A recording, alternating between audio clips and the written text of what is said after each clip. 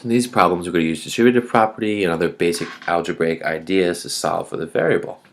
So notice here it says negative and then 7k plus 1 minus 1 equals negative 5 plus k. So if you see a problem like this, the first thing you're going to want to deal with is the distributive property. Here, you might think there's nothing to distribute, but really this is telling you to distribute negative 1.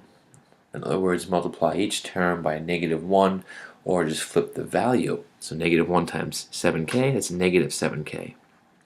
Negative 1 times positive 1 is negative 1. And it's minus 1 over here equals negative 5 plus k. Once we distributed, you want to simplify. Negative 1 and negative 1 is negative 2.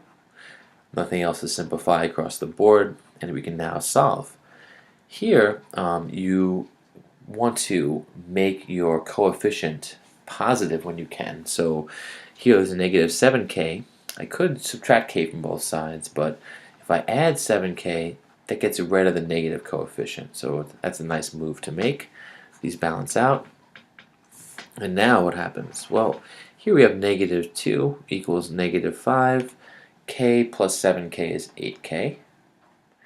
And then we'll 8k plus a negative 5, add 5 to both sides, right?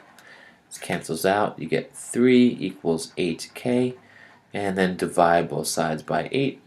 And if you have to, reduce. So now we have k equals 3 over 8. We can't reduce and we're done. But just keep in mind this general structure here. You probably want to use distributive property first, which is what we did right here. Then you want to simplify terms, right? Combine like terms when you can.